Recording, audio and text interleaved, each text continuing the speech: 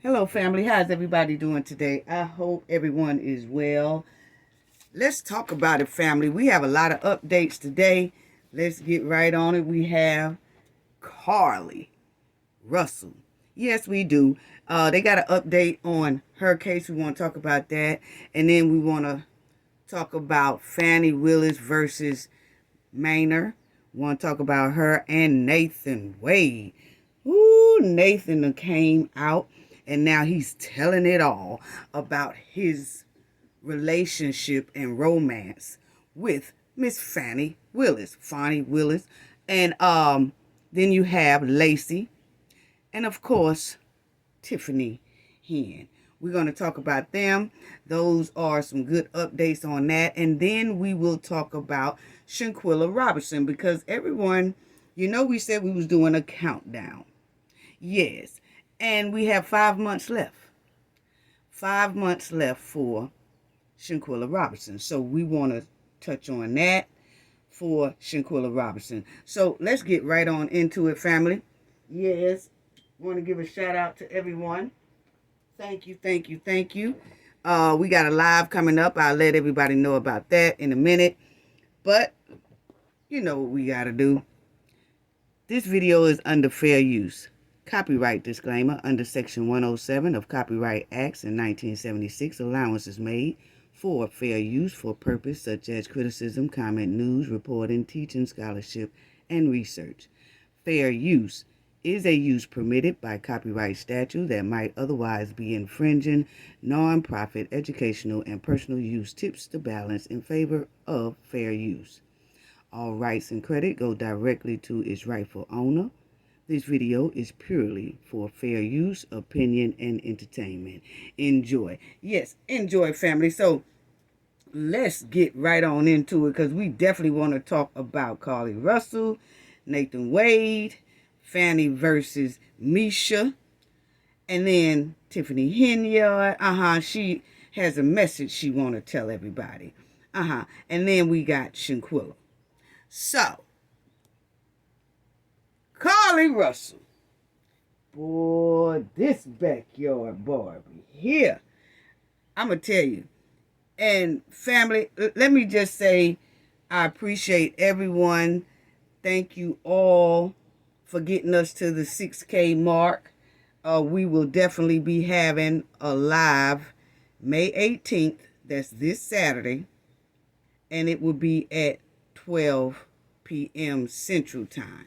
Okay? So don't forget, we're going to have a live show coming up Saturday, May 18th at 12 p.m. So I just want to thank you all, the awesome moderators, the chat, the replay game, all of you, all of our subscribers, new subscribers, old subscribers, everyone who viewed from overseas and everywhere. Just a special thank you to you all. Shout out to each and every one of y'all. Thank you for the chat, the people who be in the chat, have the chat on fire. Thank you so much. It's greatly appreciated. Now, this Carly Russell, I don't know what's on her mind, but let's talk about this here update because Alabama has put their foot down harder about Carly lying to the law enforcement and to the public. They sending Carly a hard message, and anyone else who want to pull that Carly Russell line stunt in the future in the state of Alabama. Now, Carly was over there eating on cheese crackers, and law enforcement and the residents did not appreciate it. And we don't want to hear or see another Carly Russell hoax around here. No, we don't. Now, Carly over there making those false reports talking about she seen Batman flying, monkeys flying, a flying baby with Pampers on, and that Batman and the flying baby came down and grabbed her out of her Mercedes and put her in the back of an 18-wheeler truck on the interstate. We got to do better. But anyway, she got law enforcement was running around the woods and all up in swamps. They running everywhere in the woods, in the swamps, getting beat up by mosquitoes, tree limbs, bumblebees, jumping over snakes and alligators while she's somewhere chilling on cheese crackers. And the law enforcement and people who was out searching, they was missing their snacks and their lunch and their dinner, trying to look for Carly while she eating on snacks, cheese crackers, chilling. No, no, no, no, no. Alabama is putting a stop to all that lying this week. Yes, they did, family, with that new law they got. Yes. Because Alabama residents will not use their taxpayers on liars. They will not use their tax dollars on liars. No, we won't. And people who won't grab attention all of a sudden. Carly done stanked up the joint. She stanked up the joint all over Alabama and the interstates. Now, if someone do the Carly Russell in Alabama, they're getting slapped with a felony from now on. Yes, yes. See, it used to be a misdemeanor, family. But Carly done ran up there talking about she saw flying monkeys and stuff and flying monkeys and babies and pampers and carrying on. Now they got it to where they done moved it to it is now a felony to report a false report to law enforcement. Yeah, I see a baby on the side of the road. I just can't get to it right now, but I'm following the baby. I'm following the baby in my Mercedes. You know what? I'm so tired of these backyard Barbies, I don't know what to do, family. Here you go. Alabama Attorney General reacts to passage of bill inspired by Carly Russell hoax. Yeah, so now it done moved to a felony. See, she was doing too much. She was doing too much. You see, after Carly Russell hoax, Alabama makes filing some false police reports a felony.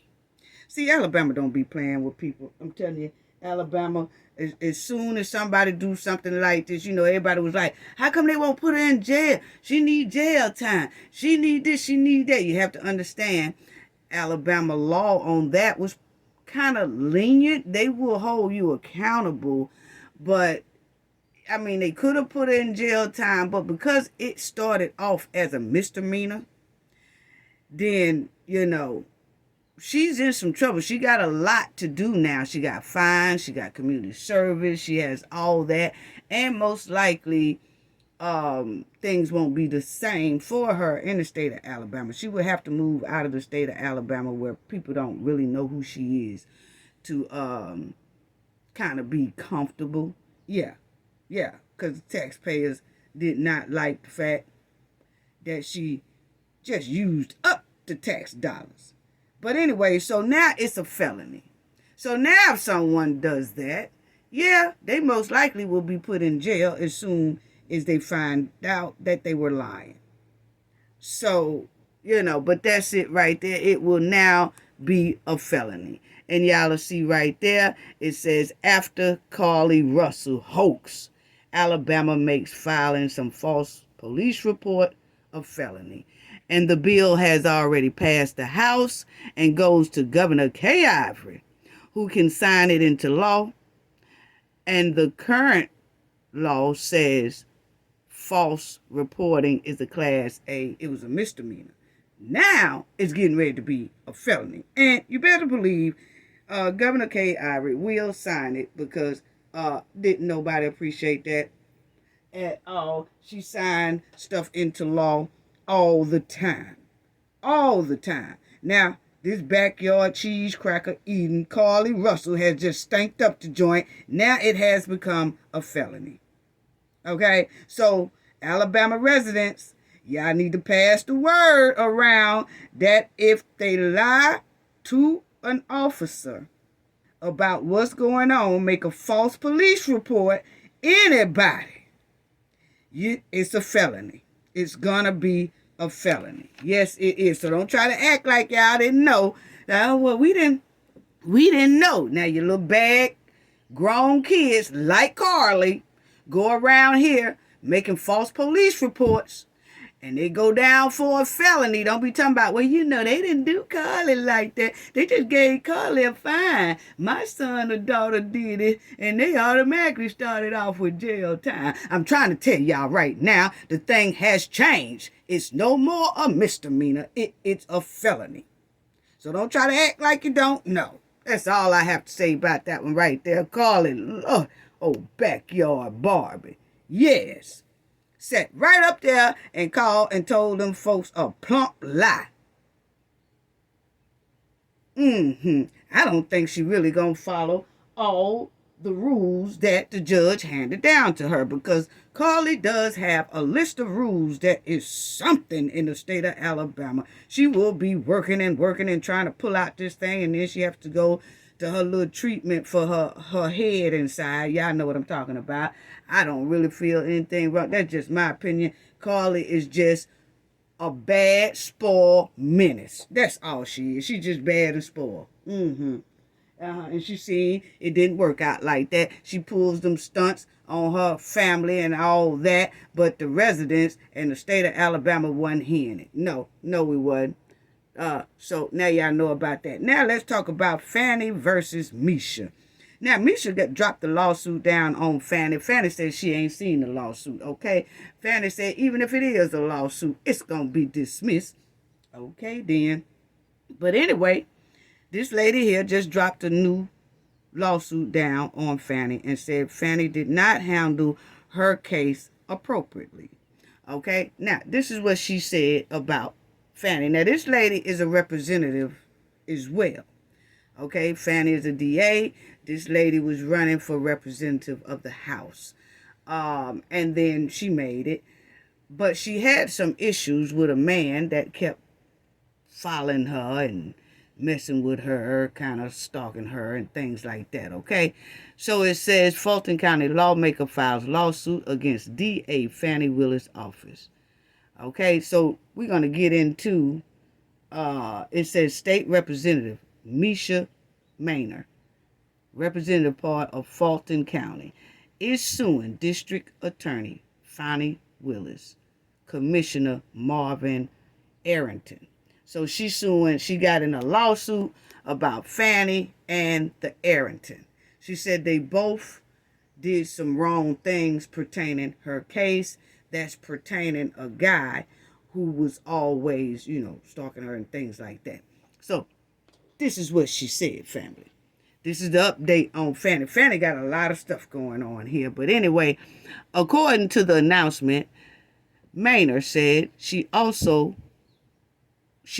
be addressing oversight of Georgia prosecutors and status regarding Fulton County Jail inmates waiting for prosecution beyond a 90-day threshold after being denied bond.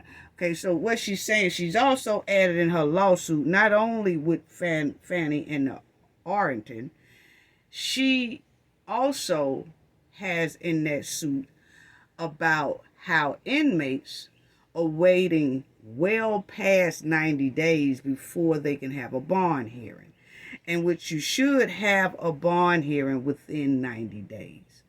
Okay, but it's not happening, allegedly, she says.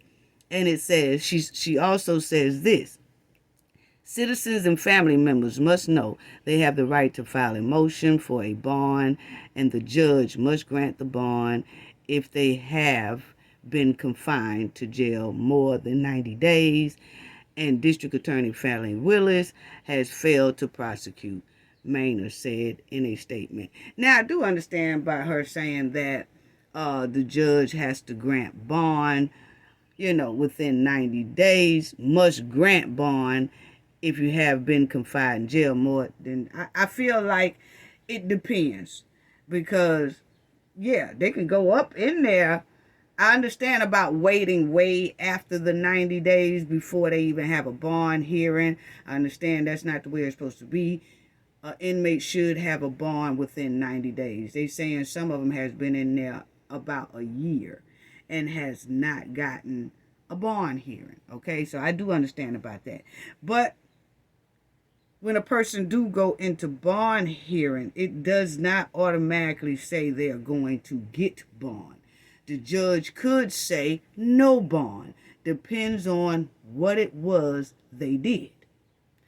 So I think that she should have said that a little bit different, you know. But I understand what she was trying to say. But check this out right here. On February 23rd, 2024, Maynard filed a complaint against Willis, Ayrton, the Ethics Board of the county in Fulton County Superior Court over the handling of the allegation stalking complaints against Corwin Monson. Okay, that was the guy that was doing the lurking on her. Okay, now Maynard's complaint claims Monson, a former staffer on Maynard's campaign for state house, began lurking her, you know what I'm talking about, family, which eventually resulted in Maynard filing a temporary restraining order, a TRO, against him. Monson, according to Maynard's complaint, was eventually arrested for violating the TRO and charged with lurking. Okay, Monson then hired Ayrton as a defense attorney. Commissioner Ayrton used his influence to circumvent the office policies of the district attorney's office, including intimidating the ADAs by copying the district attorney on email, negotiating plea deals directly with the district attorney instead of the ADAs, and demanding meeting with the district attorney when ADAs refused to bend to his will, Maynard's complaint says. So what it's basically saying, family, is this man here who was, following her and doing all this, he used to work for her. And then because he was doing all this weird behavior, she fired him. And he continued. And she put out a TRO. And then he kept on doing it. And so he got arrested. Well, he then hired a lawyer named Ayrton, who she is saying allegedly have a good relationship with Fani Willis. And that then he started getting kind of breaks. Like Fani had made it to where this guy here only did like a year in jail. Then the rest of it be probation and all that. Then they gave him a plea deal without notifying Maynard, who is the victim. So when you give someone a plea deal and all that, you're supposed to alert the victim. She's saying she wasn't even alerted about this plea deal situation and things that went on. Okay, so she said they bent the rules and they didn't do things right. Okay, so you will see it says DA Willis did dismiss one of the, but him filing her and carrying on cases. And some of these words, family, I don't say it because it be triggering to the algorithm and all that, so I kind of stumble over some of these words because there's certain ones that I don't want to say because YouTube be acting funny about it, okay? So, according to Maynard complaint, on the remaining, the lurking case and all that, DA Willis offered Monson a plea of 3 years to serve 1 in prison, the balance on probation, with credit for the time he had already served. Plaintiff Maynard was not informed of the plea deal extended to Mr. Monson prior to him accepting, which is a violation of the Georgia Crime Victim Bill of Rights. Okay? So that's what she's just saying, that it was against the law to do something like that. And now Fani Willis replied to this because they was asking Fani Willis, news reporters and things like that, about this lawsuit that Miss Maynard put down on Fani Willis and this Arrington attorney. And Willis said, this is what the Fulton County District Attorney's Office shared the following statements in response to Representative Maynard's allegations. They say, Representative Maynard, allegations are baseless. We have not been served with the lawsuit. If we are confident it will be dismissed. So that came from Fani Willis' office. Okay, now they say Fani, but let me tell y'all something. Before all this mess started with her and Wade, and before anybody really had her up in the spotlight, way before that, years before that, because I'm down here on the Gulf Coast and my stomping ground is Atlanta and Georgia. Before all this went down, everybody was calling her Fani. Point blank, period. It was a lot of people across Georgia, Atlanta, and before all this happened, it was Fani. And then all of a sudden, when all this mess broke out, it's Fani. Okay? Fani. Okay? Well, for years and years and decades, it was first Fani. And then it seems like when the trouble started, it turned to Fani. Okay? Now, some people were saying Fani, but the majority of people in the Georgia and the South were saying Fani. Okay? But, so, I just want to get that understanding right there. Okay? So, Fani, whatever. Now, Nathan Wade done sat up there, and he has ran his mouth, and now he want to tell all. Now, he didn't do the tell-all book, but he did do the tell-all interview. And he wanted to tell about him and Fani's romance. That's all well, fine, and good. But what Nathan did was tried to pull us in it. Tried to pull everybody in it. And no, we can't do that. That will not happen, Nathan. No. Stick with what you and Fani did. Don't be trying to put everybody else in it. Okay? So he gonna say, having a relationship in the workplace, it happens. Everyone does it. No, Nathan. We're gonna need you to stick to your thing. You do it. Everybody don't do it. And it's a lot of people that out here that say, oh, that happens all the time in the workplace. It happens sometimes in the workplace, not all the time in the workplace. All the time means everybody is doing it, and everybody is not doing it. Everybody runs this. The majority of people go to work and do what they got to do and come on home. Everybody don't be playing around with their co-workers, and all bosses don't play around with their employees. So anyway, this is what Nathan said. Nathan Wade, the former Fulton County Special Prosecutor in the Trump's election interference case, has spoken out for the first time since his affair with District Attorney Fani Willis. Workplace romance are as American as apple pie. Now, this is Nathan talking, family. I ain't going to stop right now. I'm going to go ahead on and read it. But anyway, Nathan said workplace romance are as American as apple pie. It happens to everyone, but it happened to the two of us, Wade said in the interview that aired in full on Monday on ABC News Good Morning America. You don't plan to develop feelings. You don't plan to fall in love. You don't plan to have some relationship in the workplace. You don't set out to do that. Those things develop organically. They develop over time, and the minute we had that so-in moment, we just continued, he added. Okay. Stop the press. Okay. No, Nathan. That's what we're not going to do. Okay. It don't happen to everyone. That's what you're not going to do.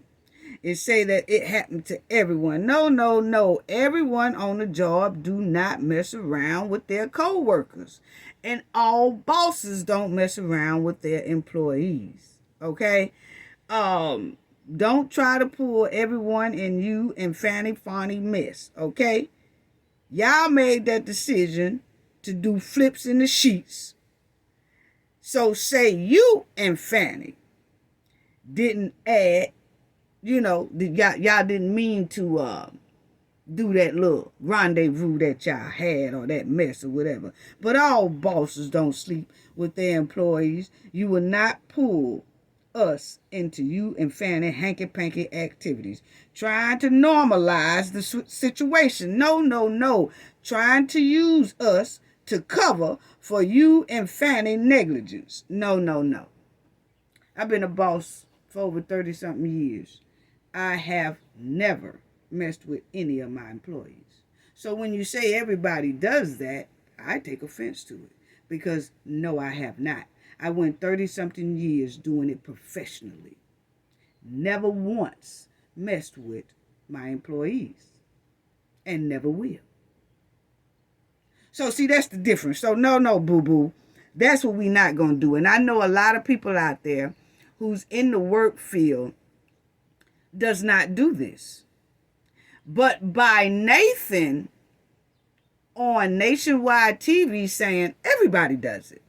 Yeah, everybody does it. Y'all see right here? It happens to everyone. No, it don't happen to everyone. It happened to you because you had loose drawers and Fani had loose Victoria's Secret panties on. That's all that was. They ain't got nothing to do with us. Nothing to do with us, and we all don't do it. And then you have, it was a conversation that I've heard a lot of people saying while I was out and we was having dinner and things like that. It's like you had some men and women saying, see, I'm talking about the work field. They be talking about being homeboys and being homegirls and being friends, but really they doing something on the side. When your co-worker, when your wife or your husband come home and say that your co-worker is a good friend, they messing around. See, that just starts a whole lot of unnecessary mess. Normally, if a person is messing around on the job, their spouse will be able to tell it, but it's not something that everybody does. No. You can say a lot of people do it, or the majority of people that I be around do it. See, what's going on here, family, is these are places that these people like Nathan are used to working in. Like they all feel like it's okay. So that means everybody around them is doing it. So when they see everybody in their work spot doing it, they automatically feels like, oh, the whole world that's in the work spot like me is doing this. No, that's y'all breaking rules and breaking laws. Not everybody else. Oh, this is normal. See, in my department, it happens all the time. That's what he should have said. In my department, it happens all the time. In the places I've worked at, it happens all the time. In the places I've worked at, remember that I worked at. Because there's a lot of places that has run departments just like Nathan was in. None of them does it. So you just have to be careful about what you say. But no, boo-boo, Nathan, you will not pull us in that talking about everyone do it. No. We need you to stop saying everyone and just say you and Fani. Fani and myself, we had loose Victoria's Secret panties and we had loose Hanes undies. Yes, Fanny and myself fell in love and we took it to the bedroom. We took it to the bedroom. Replace all that. You know, you did okay down here when you talking about you don't set out to have a relationship in the workplace. No. Say I didn't set out to have a relationship in the workplace. Say I didn't plan to have some relationship. I didn't set out. Don't be saying you like you pointing the finger at us. You know, you just don't plan to do this. You just don't plan. No, now you trying to ease us in what you do. You trying to ease us in your trifling behavior. No, just say I didn't plan to talk to someone in the workplace. I didn't plan to have hanky-panky with her. I didn't plan to flip in the sheets with Fani. Okay? I didn't plan for my hangs undies to get loose when I was around Fani. Put the I in there. Okay? Don't be talking about no everyone do it. See, that's what got Fani in this position right today, family. Nathan will flip talk you. Yes, he will. He will flip talk and turn it around as if it's everybody and it's him. That's what got Fani tripped up in all this right here. She wasn't paying attention. He calmed Fani with that flip talk. But see, you got to be dealing with a real woman who's on her toes about all that flip talk. Because when I listened to him on the news and I seen it, I said, what? Everyone? No, everyone don't do it. No, don't try to flip that, Nate. It's you. You don't plan to, no, just say, I didn't plan. I didn't plan. But see, there you go. He don't want to take any accountability for what he did. He still wants to pass it off as if it's normal. Like this is normal in the workplace. It's not normal. It's not right. Most handbooks in the United States say bosses are not allowed to mess with their employees.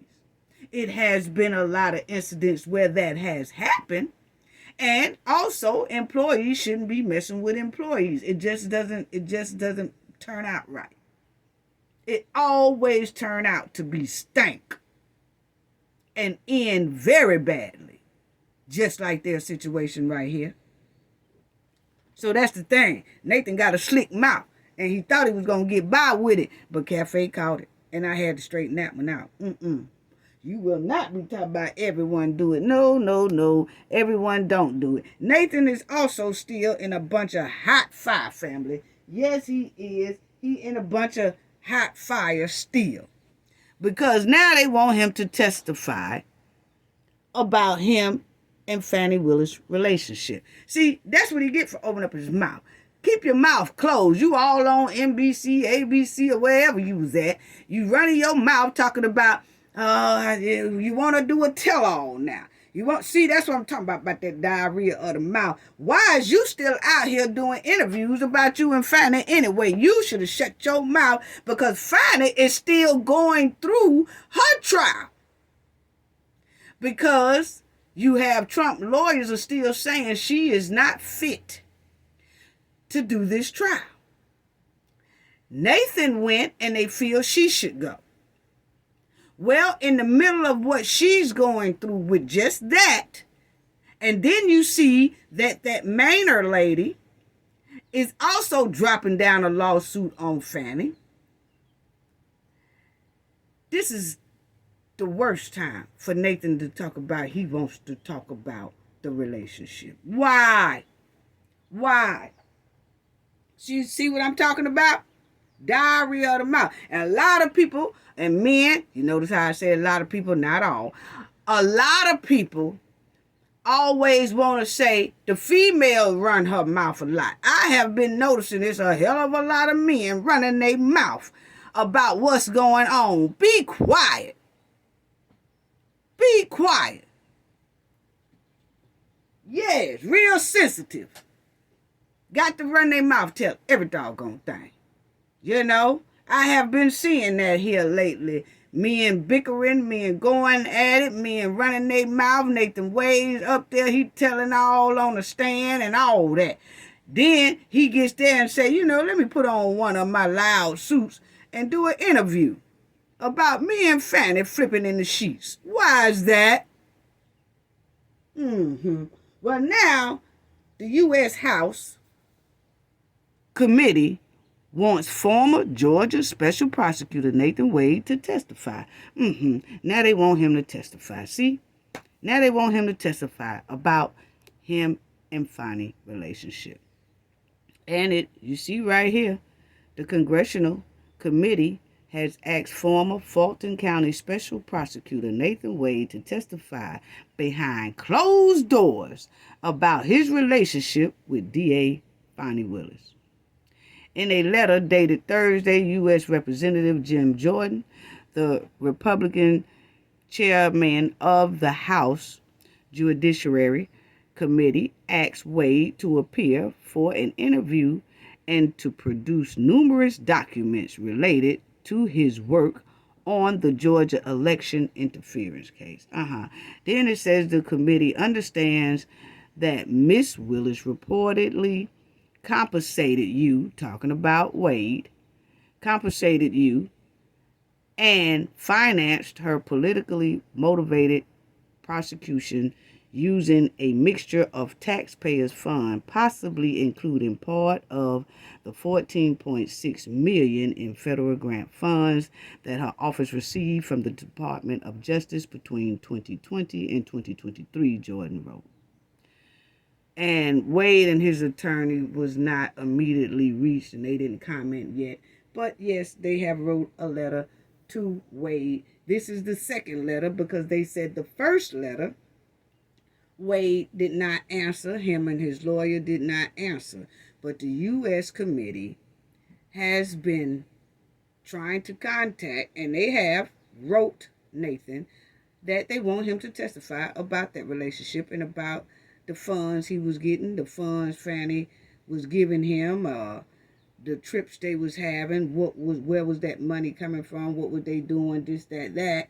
And now Nathan is avoiding them. But then he does interviews. Boy, we got to do better. We got to do better. Now let's talk about this hen. Boy, let's talk about the hen. Let's talk about the hen. But I'm going to tell y'all this right here, too, because I did hear a report. It was a couple of reports saying that that Fani having Trump into, Fani versus Trump, that trial.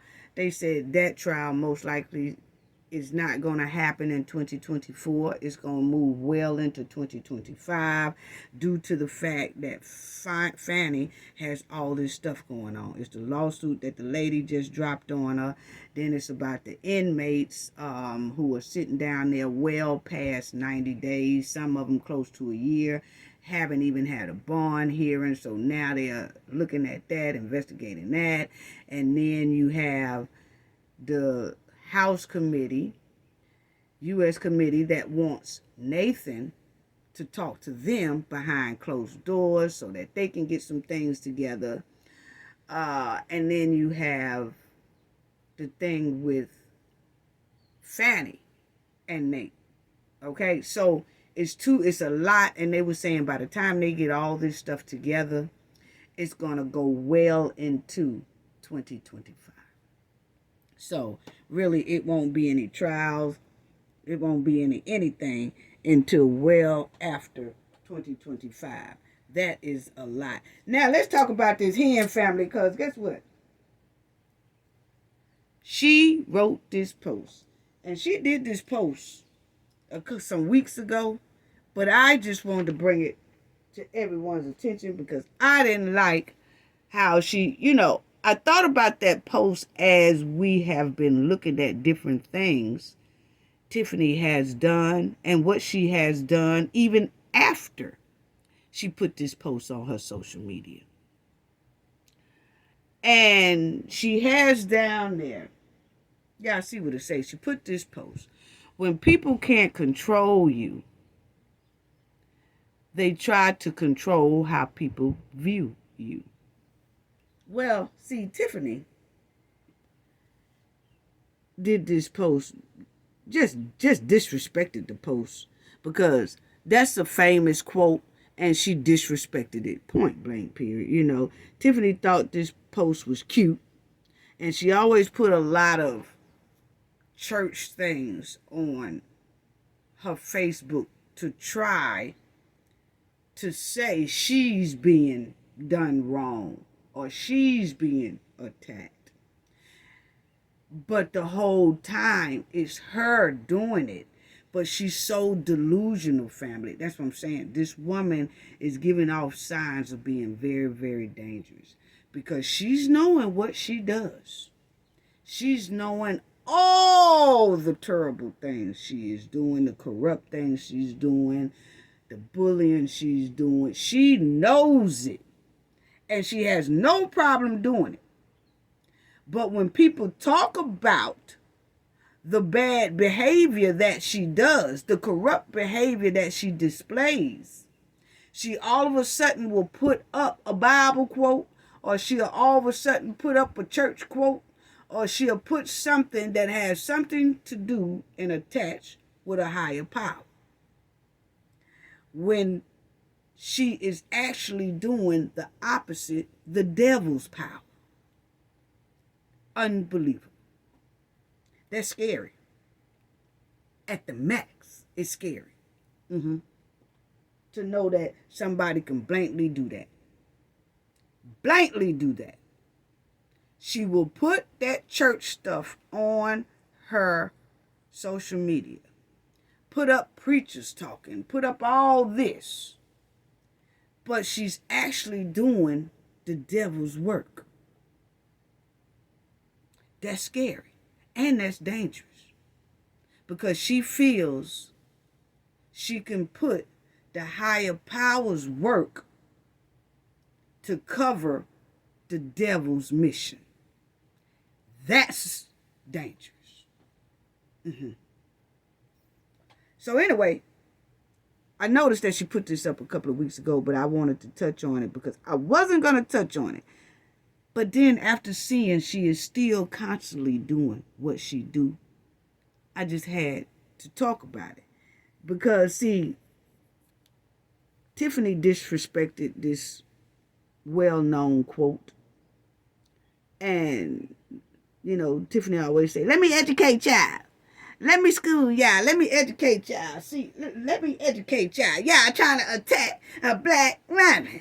Yeah, now, let me just say this, black women, the black women who are listening, please, let's stop saying that quote when we know we wrong, okay?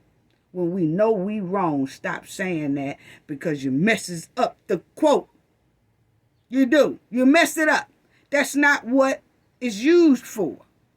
When you doing something bad, please don't be the first to holler, you're trying to bring down a black woman. And you know you brought your own self down the whole time with corrupt behavior. Please stop doing that. We're going to have to start ragging y'all for that right there. You know, now if you doing right and some stuff start coming down on you and you say that, yeah, now we paying attention. But see, when you got people like Tiffany using this, and we knowing how corrupt she is, then it takes away and people don't pay attention to it no more when black women say that. So let me educate y'all. Let me educate y'all. That's what Tiffany said. No, let me educate you, Tiffany, okay? Because this is exactly what Tiffany did to over 20,000 residents in Dalton. Because she tried to control them. And when they didn't fall in line, she treated them like they were less than, with the bully tactics, intimidating, harassing, bullying, everything. When she can't control them, she treat them like enemies.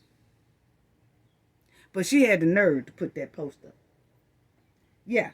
See, when Tiffany, when she couldn't control them, she tried to control how people view the residents. Y'all didn't hear me. See, when Tiffany couldn't control the residents, she tried to control how people view the residents and the trustees. You don't remember that, Tiffany? Yeah. Remember, Tiffany? You tried to control Mr. Larry and Dr. Scott. You tried to control how people viewed Mr. Larry and Dr. Scott on your On the Move podcast. Y'all remember, family? So because she couldn't control Mr. Larry and Dr. Scott, she then got on her On the Move podcast and tried to show how people view them. She wanted to bring out some faults against them because she did wrong. So she tried to change the views of how people view Mr. Larry and Dr. Scott. But see, she don't want to talk about that right there. But she want to put up this post. So let me educate you. Let me educate you, Tiffany. Remember, Tiffany, when you tried to control Miss Hill? You tried to control how people viewed Miss Hill. Yes, you did. Out of retaliation, you and your goons put Miss Hill and her grandbaby and her son out of that trifling Easter egg turkey neck event. Remember, I got turkey tails. Yeah, you tried to put them out of that. And according to Miss Hill, you have put her out of a lot of other events pertaining to Dalton residence events. So then you tried to change how people view Miss Hill. You don't remember that? Yeah, I know you do. Yeah, You remember, Tiffany, when you couldn't control the situation about the trustees and the residents asking about receipts? You tried to control how people view the residents and the trustees. Remember? You said the trustees don't never want to do anything for y'all. They don't never want to do anything for y'all. Just because they asking for receipts, you tried to control how people view the trustees by then saying how the trustees don't do this, how the trustees won't vote on that, and then you tried to change it on the residents. Y'all giving out fake news. Y'all doing false report. We have to live here. Let's handle this within ourselves. Y'all going around talking to the news. See, now you're trying to control how people view the residents, when it's you the whole time. Yeah. You don't remember that? Because they asking for receipts, then all of a sudden you bullying and intimidating you and your goons, and y'all harassing them. Y'all locking them out of the village hall and all that. Leaving them out of the financial statements. Because they are speaking up for right. So, because they're speaking up for right, and you can't control them, you then control how people view them. Yeah, Tiffany. So why did you even put this up here? Why did you do that? Remember, Tiffany, when you couldn't control the young lady who said that she was allegedly SA down there in Vegas? You couldn't control that. So what did you do? You said it was a money grab. You said her and that police officer trying to do a money grab on the taxpayers' dollars. And then you fired her. See, you couldn't control that she was speaking up about it. So then you controlled how people viewed her by saying she's doing a money grab. But you had the nerve to put this up here on your social media. When Tiffany can't control businesses and business owners, She tried to control when they open, when they can remain open, if they get their business license renewed, if they even get a business license at all. What? Yeah, but she wrote this. Well, she put that up there. When she can't control the public, she sent her police and goons and flunkies to change the view of the public. Remember, Tiffany? See, when things don't go your way and you can't control people, then you try to control how people are viewed. That's what you do. When Tiffany can't control you, she tried to control your livelihood, put them in oppression. When she can't control the residents from speaking the truth, she locked the village hall as punishment. When she can't control the residents' outcries at the meeting, she controls how many people can attend the meeting and put a limit, time limit on when they can speak. All that is Tiffany trying to control people. And if she can't control them, she does control how people view them. Are you serious right now? And she had nerve to put that up. If she can't continue to move freely, her and her goons with all this corrupt behavior, the whole village have to go into punishment mode. The whole village have to go into oppression mode if she can't control them. This is why I can't believe she disrespected this well-known quote by using it to defend criminal and corrupt behavior. You can't make this up, family. You can't make this up. I was shocked. I mean, I wasn't going to say anything about this, but I just had to, because she's still doing the same old thing. Because they just had a meeting this Monday, and we're going to talk about that. They just had a meeting 2 days ago. A special meeting that she didn't show up at once again. And they had to hold this meeting in a whole nother building because Tiffany had the village hall locked to where they can't go in there. The trustees, the residents, nobody can go in there and have a meeting. Why is that, Tiffany? Why is that? You know, she actually thinks this quote applies to her. And that's what makes her so dangerous and demonic. She really thinks nothing is wrong with her trifling behavior, her corrupt behavior, her bullying behavior, her intimidation tactics. None of that. She really thinks she is a female Nino Brown character in reality. Look at the post, family. It's demonic thinking and dangerous thinking for somebody like Tiffany. All she has done to put something like this up on her social media and put up church quotes and preachers and all that as if it applies to her. Gaslighting people. She's using reverse tactics, reverse strategies on her village residents and trying to use it on the rest of the public and the rest of the village supporters. But no. You can't gaslight us. She using all those reverse tactics that a manipulator does. Unbelievable. Then the hen also ensured that she continues to get paid $224,000 at the Thornton Township supervisor position. But if anyone becomes supervisor after her, they pay drops to $25,000.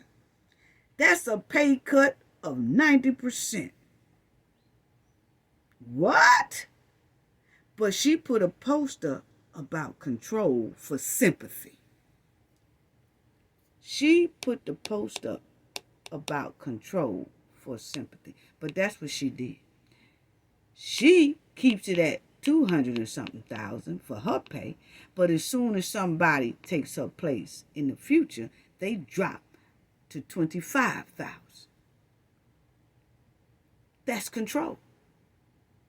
She's trying to control the narrative that then nobody would want to run for a supervisor at Thornton Township because it's only paying $25,000.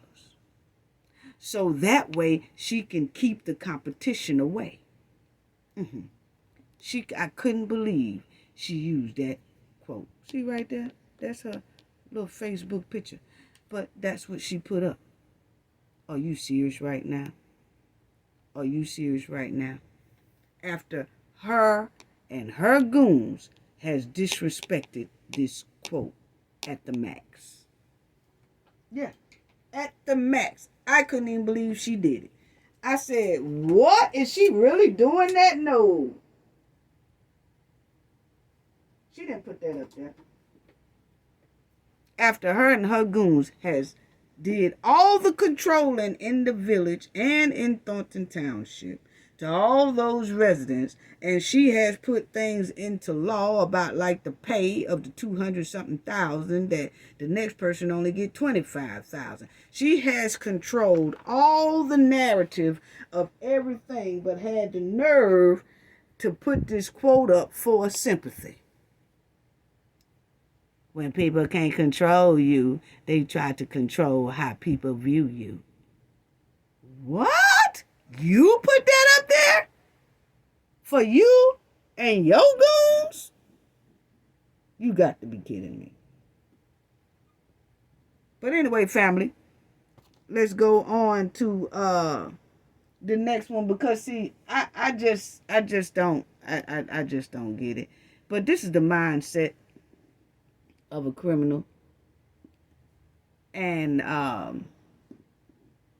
y'all can see right here, case histories demonstrate the author's belief that the criminal chooses his associates, way of life, and the kind of crimes he commits. So what I'm trying to say, family, here is Tiffany chooses the people that be around her and who follows her and who are her flunkies, because she feel like she can manipulate them. See, she only have people around her that she feel that will be her flunkies and will do anything she say do. That's how criminals' mindsets roll. If you say something that's not in her view or how she wants to do things, she start retaliating. They show that criminal rejects society. You notice how she only stay around her goons and don't go around other people unless she throwing parties and all that. And if she throwing parties, her goons are right there in that circle. Value people to the extent they can be manipulated. See, she only hang around people who can be manipulated and believe they are entitled to whatever they desire. That's exactly what Tiffany feels. That she's entitled. Entitlement to whatever she deserves. That's why she's taking all that money and doing all that stuff the way she's doing it. Yes, it is. Unbelievable. Unbelievable. And let's show the disrespect. Because you see here, it was the fire commissioner people. And they said Tiffany has been bullying the fire station, her and Keith Freeman, for a long time. For a long time. And you will see right here, Dalton Discipline Union heads who asked about money missing from pensions account, complaints say. Really? So you got some firefighters and stuff that was missing their pensions and things like that. But this particular one was missing theirs. And the union representing Dalton firefighters has accused Dalton officials of illegally disciplining the group president after he raised questions about funds missing from a pension account.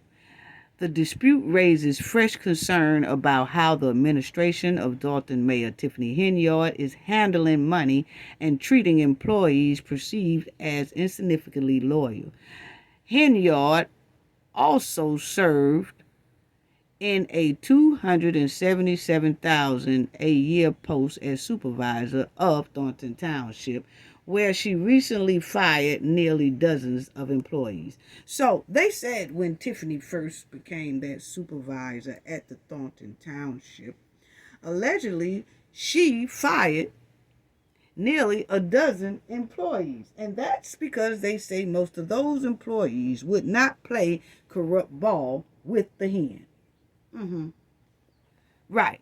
So, attorney Suzanne Matter filed a complaint Tuesday with the Illinois. Now, this was in 2023. I'm just showing y'all why she's saying that when they can't control you, they control how people view you.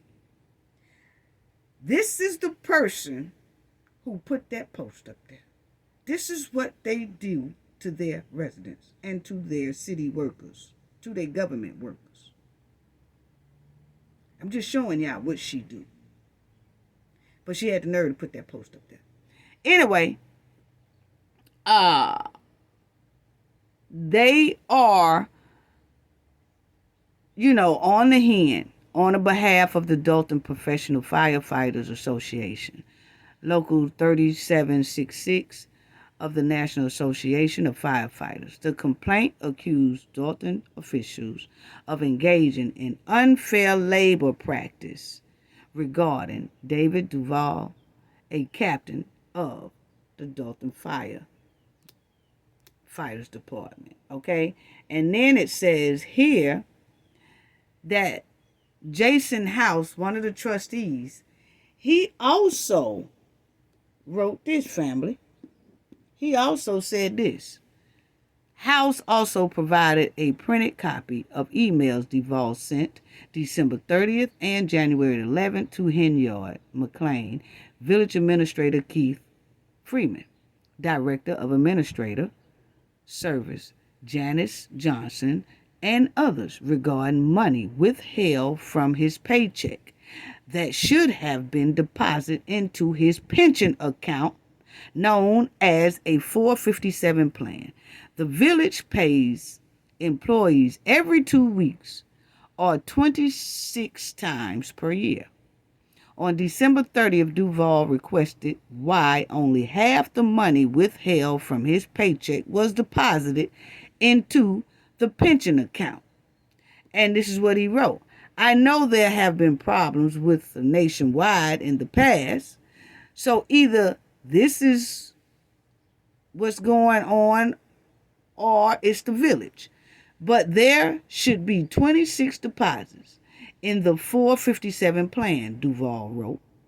I know the last one will not be in there, so there should be at least 25 deposits for year 2022. As you can from the table, I guess he meant to say as you can see from the table below, there are only 12 deposits, Duval wrote. I am missing 13 deposits. That is $3,900. Duval politely requested an explanation and thanked officials for their attention to this matter. Nearly 2 weeks later, he still ain't getting no answer, family. So 2 weeks later, he followed up with another email. I still have not heard anything from anyone from the village regarding this matter, he wrote. Can someone please advise what is going on and when the money will be deposited? Missing 13 deposits for year 2022 is unacceptable and can be considered theft of wages. House and Duval was obliged to inquire not only for himself, but on behalf of all other members of the union representing Dalton firefighters. So, see, family, they also, and that's what the FBI is investigating as well. You have pensions that has been taken. Pensions that should be going in a plan, but it has not went into the plan. This man said he missing 13 deposits into his pension. Well, $13,900 just gone. It's not in their pension plan. So who taking their pension money and spending it? That's how come the FBI is on it. So this is what I'm talking about control, because she put that thing up about control. Tiffany and Keith is accused of bullying the firefighter department. And she wants to put up a post about control for sympathy. Really? Tiffany and her goons are out of control. That's what they are. With all this corrupt behavior and unlawful behavior. They have basically conducted the village and Thornton Township like crime ring bosses. Yeah. Snatching people pensions, deducting their wages, terminating over a dozen people because they won't follow the corrupt rules. But her goons get paid $13,000 every 2 weeks for overtime. Now she could pay them her goons $13,000 every 2 weeks, but she can't answer where this man $3,900 went. That's supposed to be going into his firefighter pension. Really? But she put that post up there. Right. I told you something's not right. Very disturbing. Very. Playing with citizens' livelihood. That's playing with people's livelihood. Pushing the residents and the workers and all that in oppression if they don't follow her corrupt rules. Bullying, harassing, intimidating. It's just disturbing. And Lacey was involved in all kind of police chases with, we talked about this right here, family. I'm just showing y'all. He also cost the city or the village a hell of a lot of money because these two families was granted $33 million. So Lacey is also have disturbing police history. Him, Lacey, Tiffany, Keith, and the other goons are costing the village of Dalton and Thornton millions of dollars unnecessarily due to their corrupt behavior and dangerous egos. Tiffany withholding permits. Yeah, And then you'll see right here, this was the Chicago Tribune. You'll see right here, family. Check this one out. You'll see right here, Williams had worked in the village code enforcement office and alleged Henyard told her to withhold permits to Dalton residents and business owners unless they donate to the mayor's campaign. What? Williams said that she was fired in early August 2022 when a Dalton police officer arrived at her doorstep delivering a letter notifying of her termination, but said the letter did not contain a name or signature nor reason for her firing.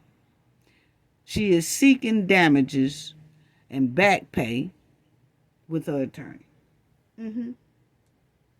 So, y'all see that because this lady wouldn't withhold permits, what happened, family?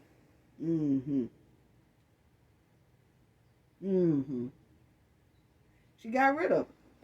You see it right there? She got rid of her. You talking about control? That's control. And Tiffany had the nerve to put that post up there. Then you'll see right here, Stephanie Wiedemann filed a lawsuit. This is another lady. on January 22, although there has been no activity in the case since. I can guarantee you most likely those feds are looking into all this. I'll show y'all that in a minute too, family. But she said she lived in Thornton and has been an outspoken critic of the Hen on social media and also attending Dalton Village board meetings. She previously worked as chief of staff for Thornton Township. She contended her constitutional rights has been violated due to alleged harassment by village police, that's Tiffany goons, and she said she had worked for the Thornton Township for 20 years. So she was working there for 20 years before the mud wilding hen got in there. And when the mud wilding hen got in there, she said it was like a hostile takeover.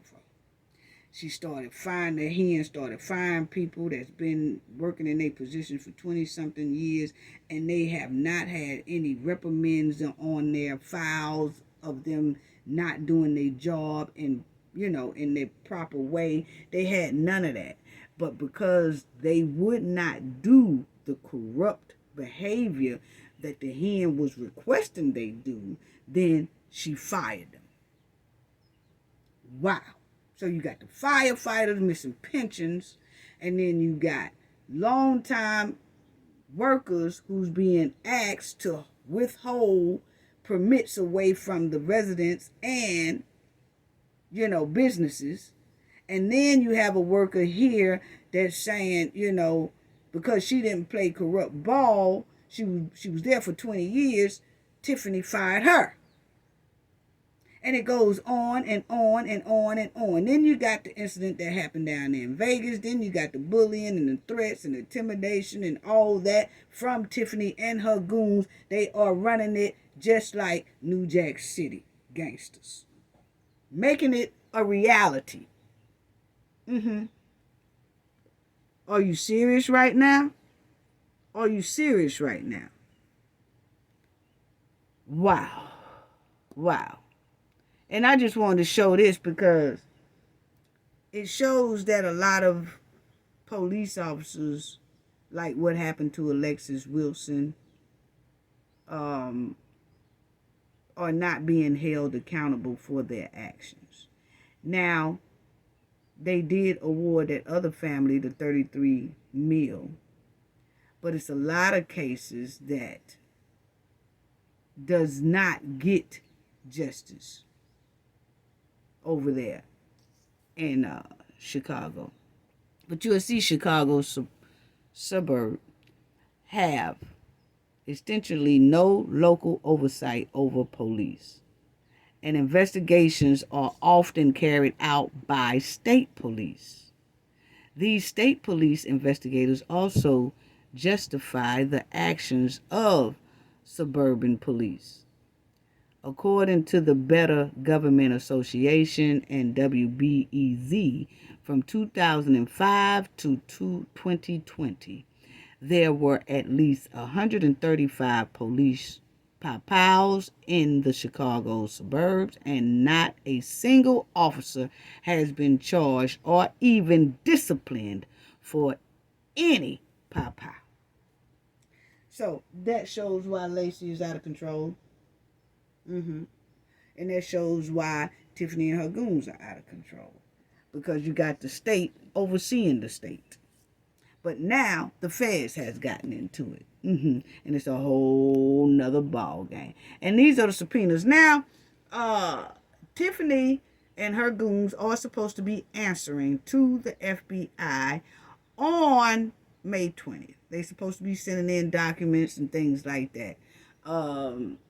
I don't know if some of them are testifying before a grand jury now or not, but we do know on May 20th, they all are supposed to be presenting these receipts that's been missing that everybody keep asking for.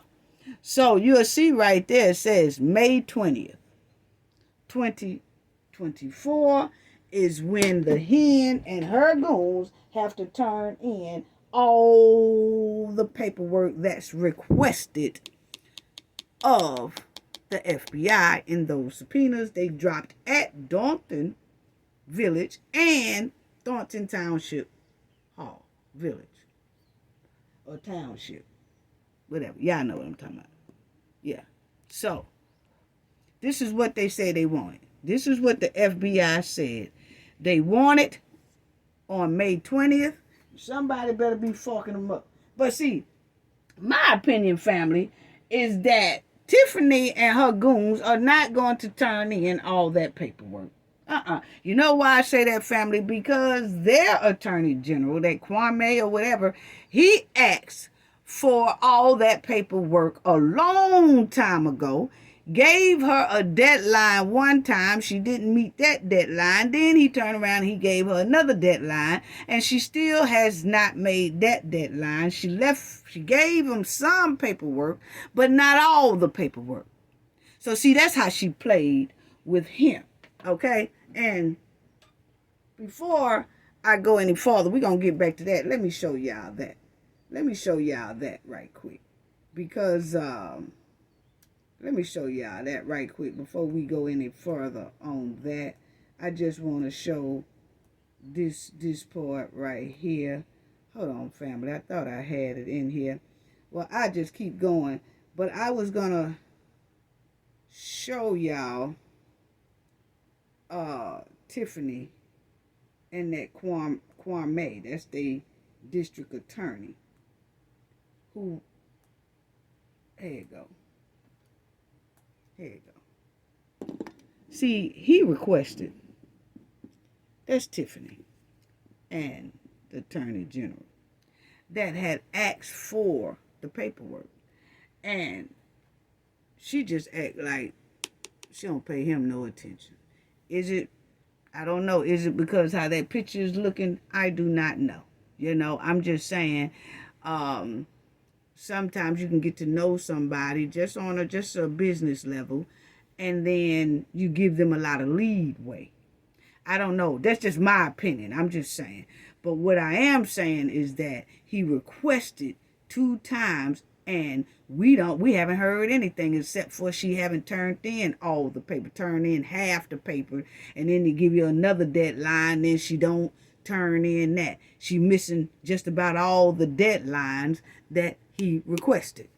And you'll see this article says, Mayor Tiffany A. Henyard visit Franklin Elementary School along with State Attorney Kwame Raoul and state education officials. Okay? Yeah.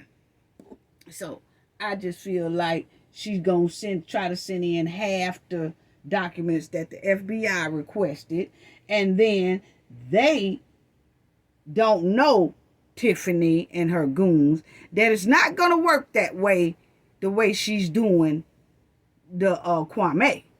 Like she's acting like she got all the time in the world, and I ain't turning that in. I ain't even finna turn all that in. We just gonna stall on time. We gonna stall on time. We not turning all that in. See, that's how she felt with the Kwame. That's what it's given. Okay? But I'm here to tell you, honey, you can half-ass with those FBIs if you want to. They coming. They coming. Nah, yeah, you ain't gonna get them breaks like that. Tell you that right now. But anyway, this is what the subpoenas was asking for. Okay, this is what they was asking for. They asking for personnel files, wage and tax statements, time and attendance, records of work performed, all agreements or contracts, checks written to cash. Yeah, so they got to have all this stuff in by May 20th. You see, all annual and quarterly financial reports. Yeah, they ain't playing with them. They ain't playing with them, family. They ain't playing with them. This is what all they want. And they want all budget created.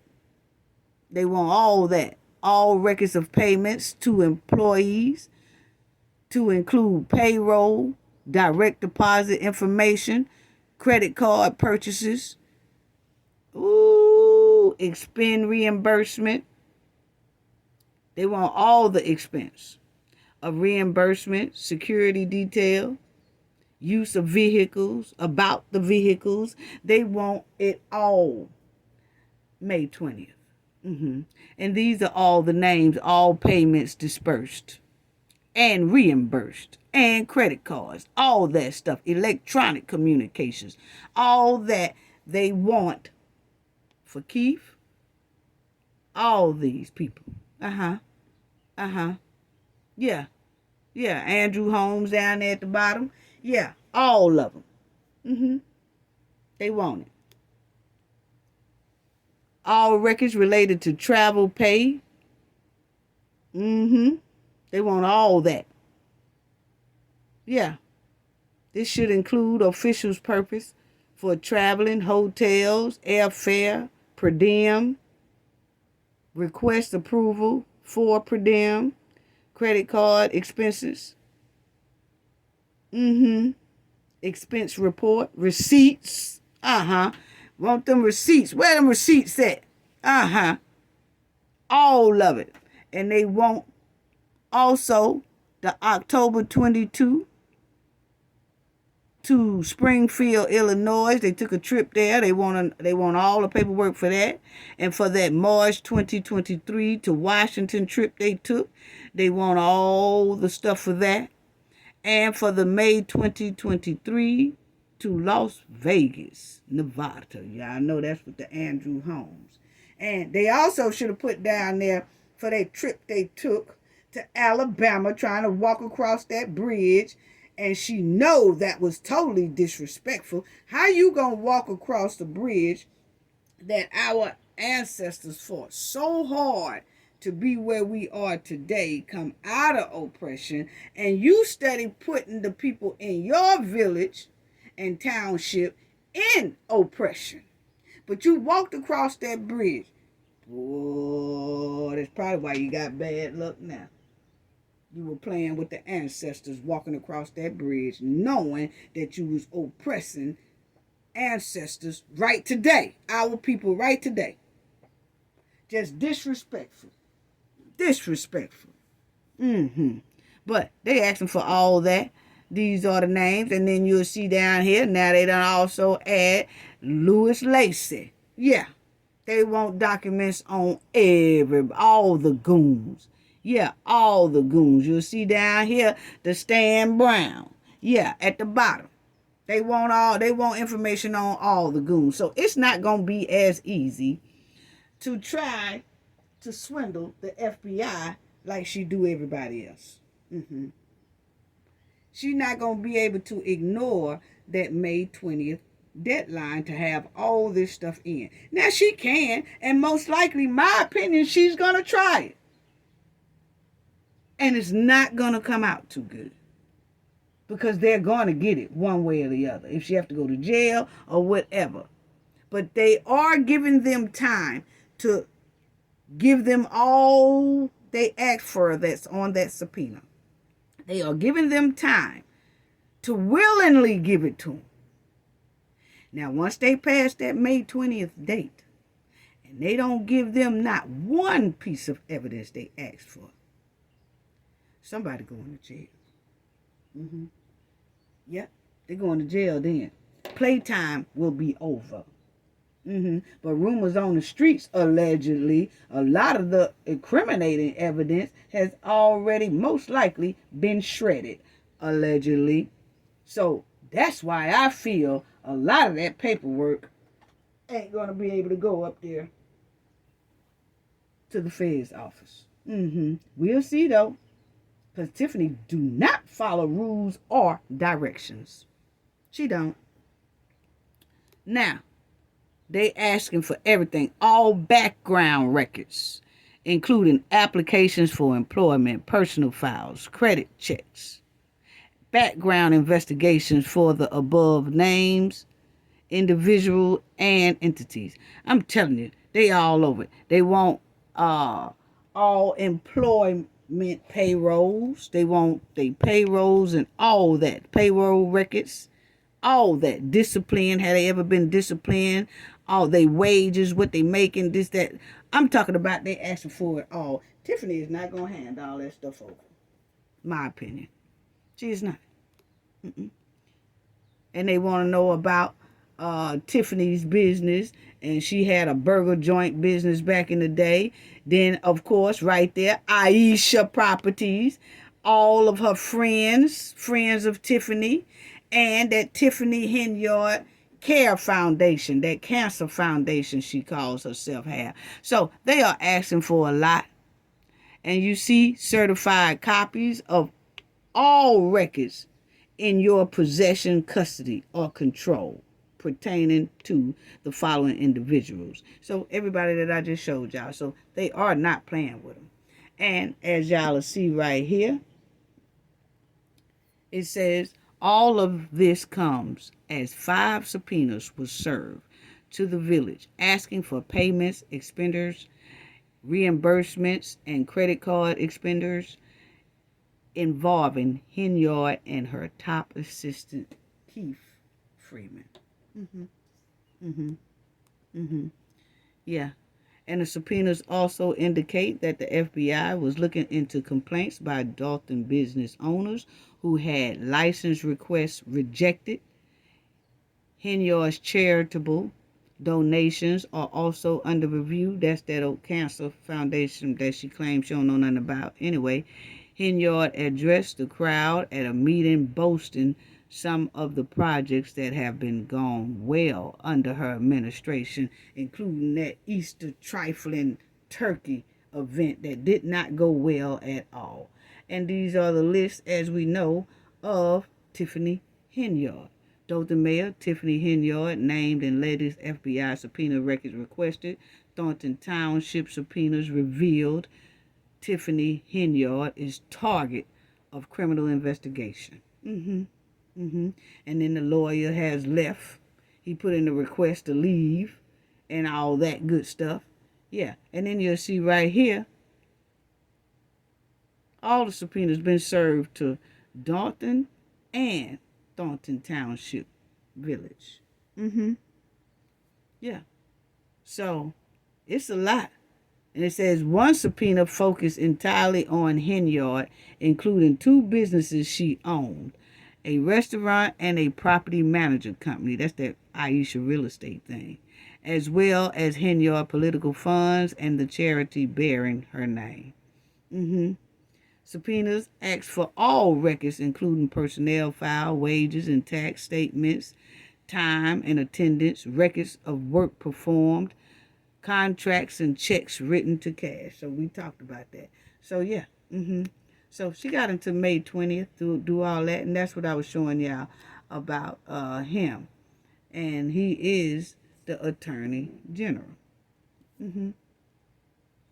And of course, Tiffany got booed. But let me tell y'all about this Tiffany got booed thing. In that last, they had a meeting 2 days ago, Monday. That was a special meeting that Tiffany didn't show up at, and we'll talk about that in a minute. Okay, but I do want to say this right here. As you see, because I noticed this too when they had this meeting here, that when Tiffany was dressed up like the fruit roll-up Starburst factory, if you notice how Keith is looking, I noticed this on all the meetings, that Keith and Lacey, every time that side back door opened behind them, it looks like they're nervous all the time. We noticed that Keith and Lacey really look uncomfortable every time that back side door opened. And that's why I wanted to show this, how Keith looking back. And when they put this article out, they just so happened to catch Keith looking behind Tiffany. It's a door back there. The door, it's a side door. And every time that door opened, Keith jumps and he looks. Lacey jumps and he looks, and then Lacey will get up and walk towards the door and see who coming in and who coming out. It's supposed to be just, I guess, workers and administration or their goons, but every time that door open, they get kind of nervous. They want to make sure ain't nobody else coming through that door. Okay, they real jumpy, put it that way. Okay, so we paid close attention to behavior. Hardcore corrupt people like Tiffany, Keith, Lacey, and the goons, build an operation based on deception, bullying, intimidating, threatening people with corrupt behavior, criminal behavior, and sometimes delete other people. As we see, Lacey clearly did delete somebody during that chase. Okay, then you had Alexis Wilson was deleted as well. And there's other incidents, they say, where people have came to their demise dealing with those police officers in Dalton. Okay? So when Tiffany running this operation, I call it an operation because that's all it is. Y'all wait till y'all see some of the, I told y'all, there's some evidence that's going to come out that's going to shock the world. Tiffany and her goons are really acting like New Jack City Nino Brown. They just got titles and badges. But when you run something like this with so much deception, so much bullying, intimidating, and threatening people, and corrupt behavior and criminal behavior, you tend to be nervous and jumpy and stay on your toes a lot and half sleeping and all that. That's why her bag's so thick up on her eyes. Constantly looking over their shoulders because they have done so much of the unthinkable. They spend the majority of their day looking around because that's the lifestyle they choose to live. You can see Keith is looking. They've been like that. If you pay attention, see, we pay attention to behavior. Yeah, they be talking and things like that. We listen to what they're saying, but we also look at a lot of the behavior. And we notice that just about all those meetings, Lacey or Keith, and sometimes the hen, when that backside door open, they fidgety and jumpy. Yeah, we noticed that. So I just wanted to bring that to you. This mud-wilding hen threw a Mother's Day event at the Thornton Township Hall. And you notice that she said, join us for a heartwarming Mother's Day celebration hosted by Thornton Township on May 11, 2024 from 4 p.m. to 7 p.m. We invite you to honor her. But now, word on the street is it was for the employees, basically, or her friends. It wasn't for everybody. Why is that, Tiffany? Yeah. Then she have an Apollo thing coming up. See, she's not taking any of this. See, that's why I said the Fed's just going to have to come and get Tiffany and her goons. I don't think they're going to turn in not half of that paperwork they asked for. Half of, because they said they turned half of it into that Kwame. They're going to try to turn half of it into the Feds. But see, the Feds is a whole different ball game. But the thing is, she threw in the Mother's Day thing, but she couldn't attend the meeting they had Monday. She had this Mother's Day event Saturday. And then the meeting was Monday. And she didn't even show up to her own meeting, a special board meeting. She didn't show up to that. Then she got flyers up right here, say the Apollo. She throwing an Apollo event where all the people can come and show their talent. But I noticed that she only have Thornton, okay? Because it's given she's pissed at Dalton Village and the residents for speaking up against her corrupt behavior. So what does she do? She leave them out and she do her own thing, okay, with Thornton Township. She just leave Dalton out. It says lights, camera, action. Supervisor Tiffany A. Henyard and the Thornton Board of Trustees are calling all singers, dancers, rappers, comedians, musicians, and poets to the Thornton Township event. Yeah, so there you go. And that's on May 25th. Right there, May 25th. The Apollo event at the Thornton Township. So she's leaving Dalton residents out of it, basically. We're talking about control. And then here, she's having a bike ride. You know? Bike ride. But that's going to be for her goons, and all that. With the bikes they bought off the city's money of Dalton, the Dalton taxpayers' dollars. Then on here, if you notice, I noticed this. Me and the team looked at that. And Tiffany has this thing going on May 20th. What is May 20th, family? May 20th is supposed to be when she hand over all of the paperwork to the FBI. But Tiffany set a date for May 20th, and maybe she already had this date set, and then the FBI sent those subpoenas and told them that they had to turn in all this paperwork on May 20th. Well, however it went, she should have took this down, but you know, that's just her. She do what she want to do. But May 20th, she already has scheduled to get with the residents, and people can come in and try to apply for their ID, state ID, and things like that. So she putting something up there for May 20th so that most likely she can say to the FBI, well, I had this going on, so I wasn't able to send in the paperwork that all y'all requested, so give me an extension. Tiffany thinks she's asleep. She really do. But she scheduled this on the day that all the paperwork's supposed to be at Dalton Town. I mean, at the FBI's office.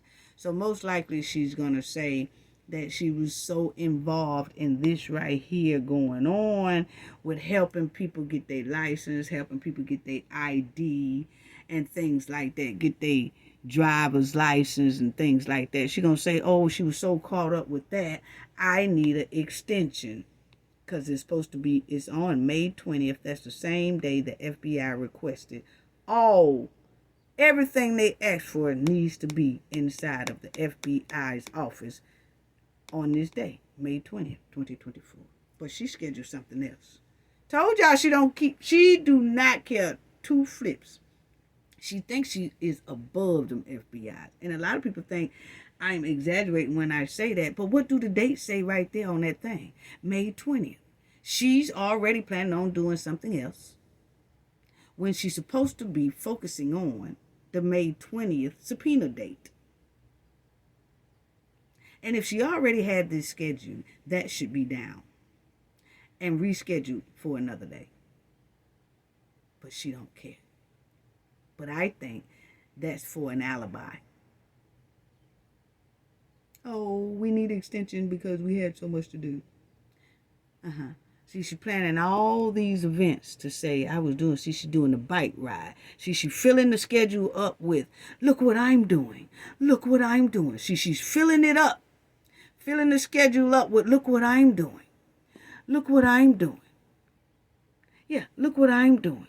So, no, I didn't have time to get all that stuff into the FBI because look what I'm doing. Mother's Day, Apollo on the 25th, bike ride coming up. And then the same day that y'all want me to turn in all this stuff, I was doing this. Really? Really? Really? And then they had that meeting Monday. And let's talk about that. Because she had that meeting Monday, and then I want to get right on into Shanquella. But they had the special board meeting Monday. And Tiffany, of course, didn't show up, but she was at the Mother's Day event Saturday, but she didn't come to this meeting Monday. Why is that, Tiffany? Okay, then you will see, let me tell y'all what they said. This meeting was May 13th, this past Monday, and the Dalton trustees and the community had a special board meeting. Tiffany and her administration and Stan and Andrew Holmes and all them, they was a no-show once again. Now, they had to use the other village building. As y'all see, they in the other village building because Tiffany locked the village hall where they could not go in there and have the meeting, okay? Now, They had this special meeting because you remember Tiffany would never approve the clerk's minutes. So they had this special board meeting to approve the clerk's minutes. And the trustees did approve the clerk's minutes that's owed to her. Okay? Now, another thing by Tiffany putting on her post of control. She's been doing this to the clerk for a minute now, for weeks now. Not putting the clerk's minutes on the agenda, not doing anything. Okay? So now, the residents and the trustees did bring up the fact that the hen and the trustees are missing a lot out of these meetings, but they still getting paid.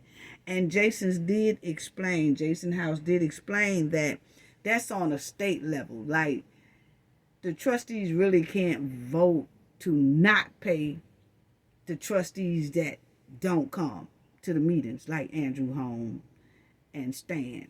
They have to go through a whole nother level. And even the mayor, that they would have to, that's a state level.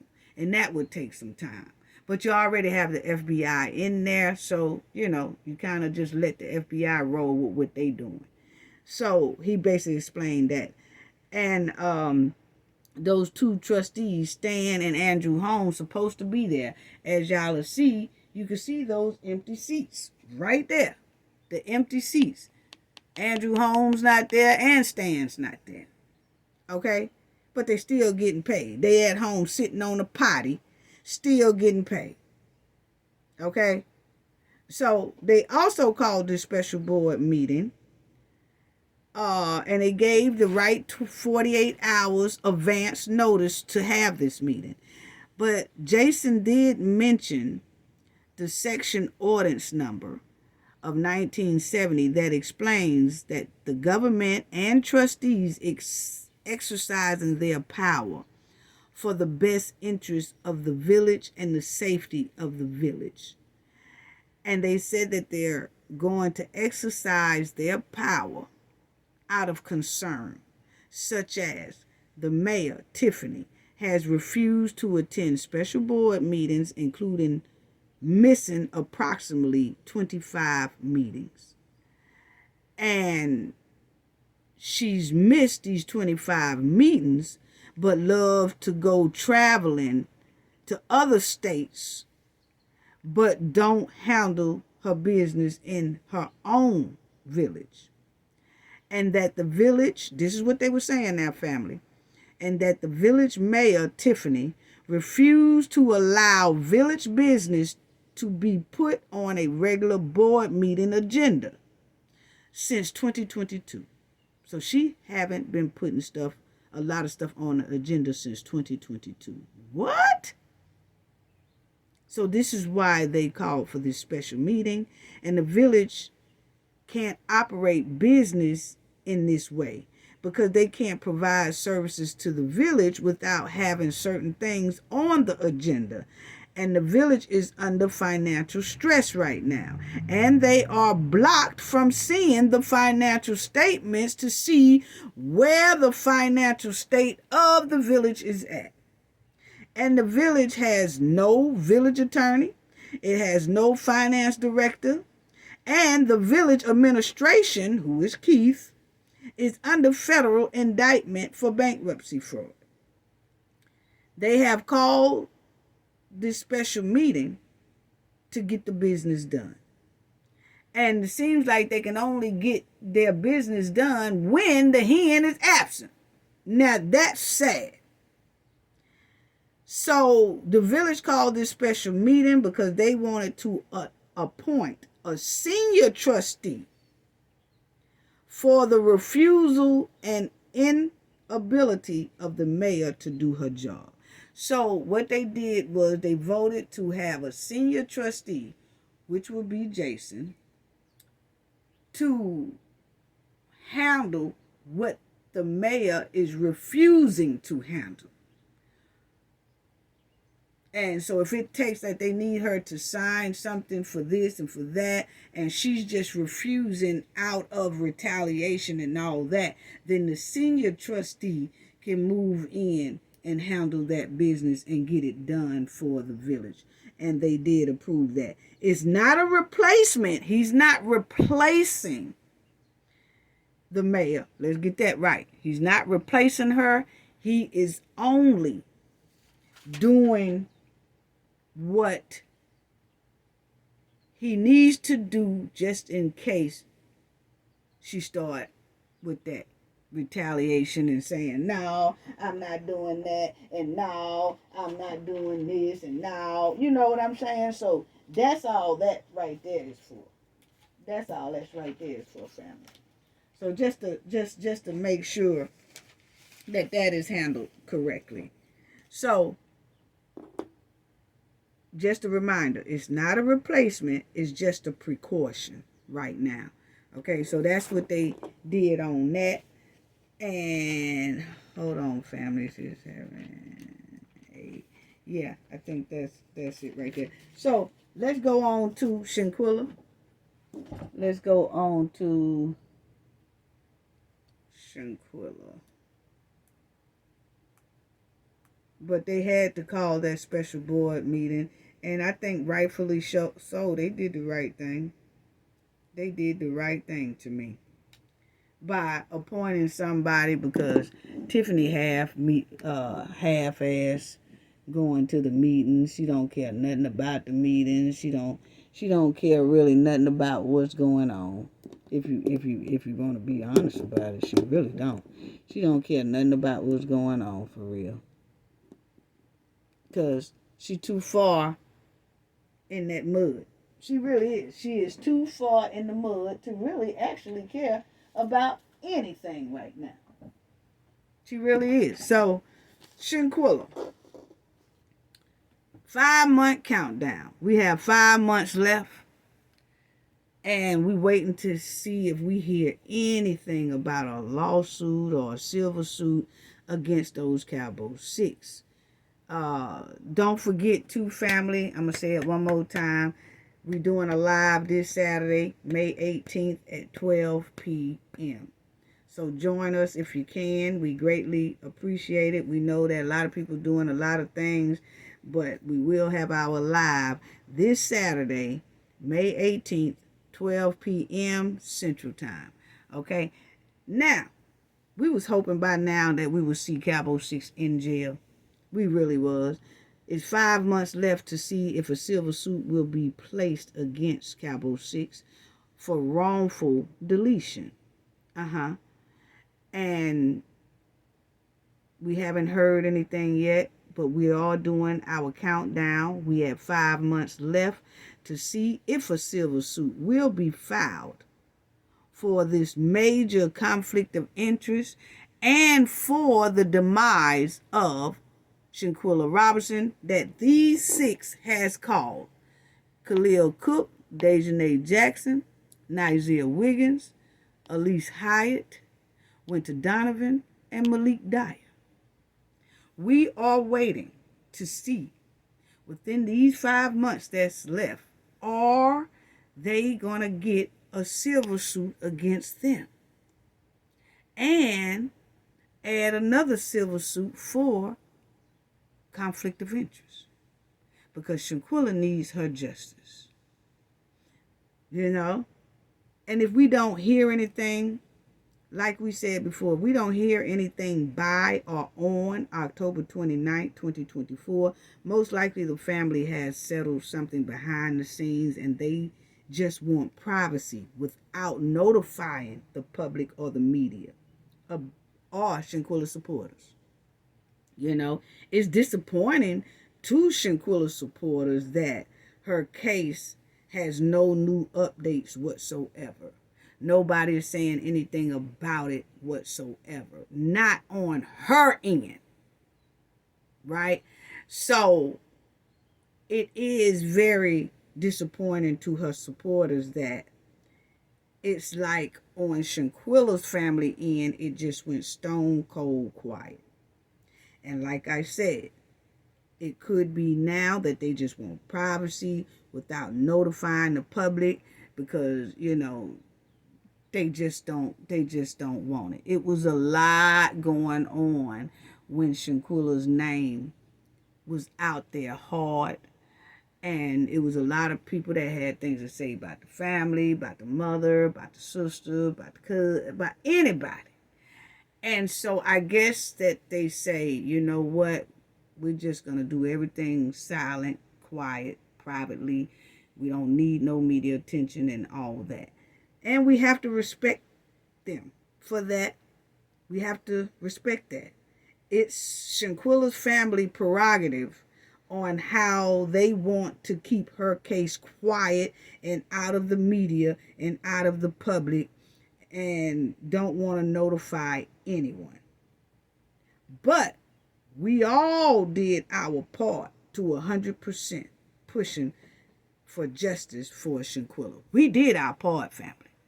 You know, so people, please be aware of that. And I know people are still wearing shirts and people are still, you know, pushing and justice for Shanquella and all that. That's good, because she needs that justice. But what we can't do is debo the family and make them tell us what's going on. It's their prerogative. If they want to do their thing in silence, they do it in silence. They got the GoFundMe, over $400,000 in GoFundMe that Shanquella supporters put into that bank account. And now they just want to do things, it seems like, quietly. But we'll see, because we still have 5 more months left. Maybe they will say something out in public within these 5 months about a civil lawsuit against these 6 for taking Shanquella away from here. Her demise was at the hands of these 6. Yes, it was. Yeah, it was. And I just want to say this, family. I do want to say this right here on this part, that you would see within 2 years. This is North Carolina. So this is what we are waiting for, because it's almost hitting that 5 months before that 2-year mark deadline for a civil suit. And you'll see time limit for filing a wrongful demise claim in North Carolina. Just like personal injury lawsuits, wrongful demise claims must be filed within a certain time frame in order for the case to be successful. In North Carolina, wrongful demise claim must be filed within 2 years from the date of the person's demise. Okay? So that's what we're waiting on. That's what we're waiting on. Now, let me say this right here, because y'all would see that we put a lot of work, the Cafe of Knowledge, her team, all of us, the supporters, we put a lot of work and effort behind and towards helping Shanquella get justice, so Cabo 6 can be held accountable for her brutal deletion they did to her down there in Cabo, Mexico, and then they fled back here to the United States. And I had a lot of distractors and attackers who was trying hard to pull me off my mission of getting justice for Shanquella. Okay? I was getting attacked from all kind of ways that a lot of you all was unaware of. Not only getting attacked publicly, but also privately, okay? And we was handling each and every attack, okay? And distractors as well. They were trying hard to throw all kind of monkey wrenches and roadblocks and unnecessary attacks my way. Distractors and attackers were trying to pay other content creators to attack Cafe of Knowledge, but out of the goodness of those content creators' hearts, they never came after me like that. And I want to appreciate them for not doing that, okay? It was a hard, long road for a minute there. But that's how disrespectful distractors and attackers are. Okay. And then I exposed Cowboy 6 and their protectors. And the distractors and the attacks became louder, right? But my team and myself still wouldn't stop. I know a lot of people didn't even know what was going on behind the scenes. And a lot of people didn't know about some of the distractors and attackers that was coming publicly saying things, and the snakes and all that, okay? But Cafe always said, I stay one step ahead. I watch behavior. Been doing it for over 30-something years. And this is one sister right here that nobody was ever going to pull me off this game of finding justice for Shanquella and any other person that I'm fighting for justice for, just like the over 20,000 people down there in Dothan. Me and my team and the Knowledge family stands hard with victims, point blank, period. Okay? And so people didn't realize how much Cafe was on her game. No, they didn't. But, family, then through it all, my team and myself continued very hard until Shanquella got justice. And she did. The day Cafe exposed conflict of interest. Okay? Now, let me show y'all this, family. Because I just want to say this before I touch some more on Shanquella. Okay, let me just say this right here. Shanquella, you see, funeral hell for Shanquella Robinson as family pushes for her justice, okay? When was that, family? You see, what date is that? November 19th, 2022 is the day Shanquella was laid to rest, okay? November 2022, okay? Check this out.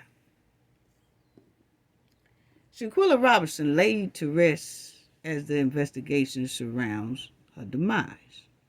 You see, November 19th, 2022 on Saturday, November 19th, a wake / funeral was held for Shanquella Robinson, okay, who passed away in Cabo due to Cabo 6, okay?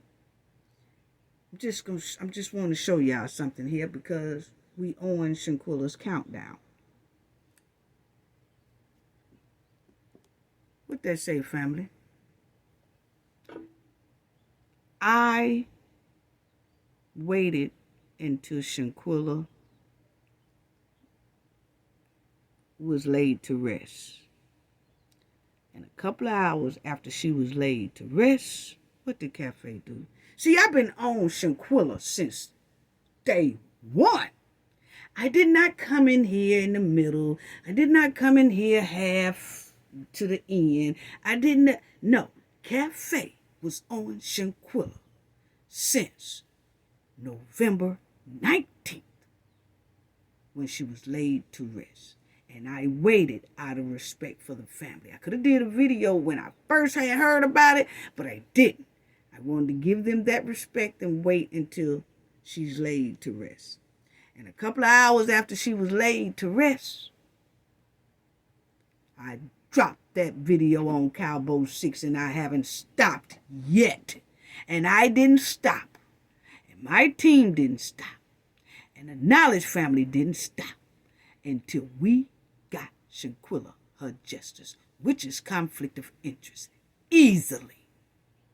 Conflict of interest, the only person can do that, or the only people who can do that, is immediate family.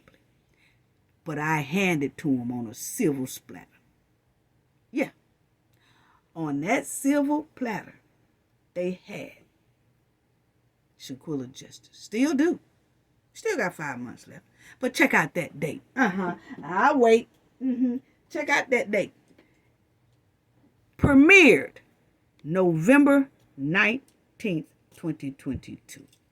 When was she laid to rest? November 19th, 2022. So see, I've always been right there for Shanquella and her family. And so when I started in the middle, it was some people coming in later and later, but I still have my videos up to show people. And if they want to go back and listen to Shanquella's story and how things went, but when baby girl was laid to rest, I dropped that video and was dropping them ever since. So, what I wanted to say about that was it was that moment that Shanquella finally got justice is when I then broke conflict of interest on and around Shanquella's birthday. So I went all the way. That was November 19, 2022. And then you had January 13th, 2024. Almost 2 years later. Non-stop. And this is the video that gave Shanquella her justice. Major conflict of interest. Cowboy 6 arrest pending. Because yes, their arrest is pending on who pushes the conflict of interest. Yeah. Hold on, fam.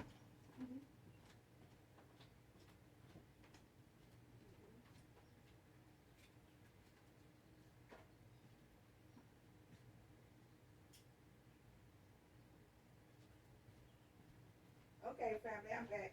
But yeah, her justice is the conflict of interest.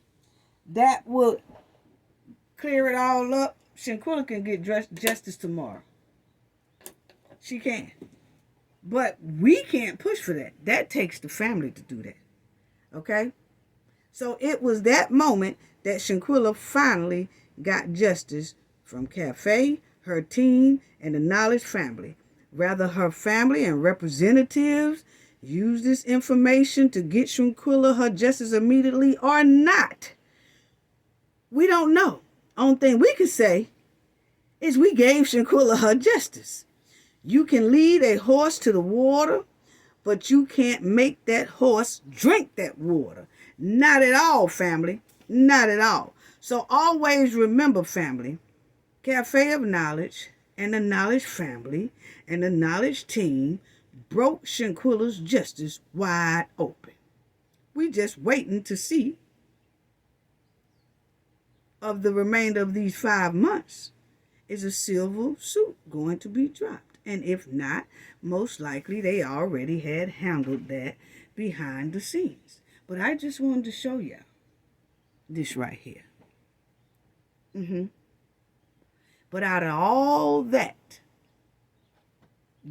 you know, Cafe had got attacked and I was doing a lot and trying to help, and I got burnt and I got attacked and talked about and everything like that, and we still moved on with our heads up like we always do, because this is the Knowledge family. Still held our head up and moved strong and continued to push until we got what we was looking for. And that was the justice for Shanquella Rouse. Yeah. So,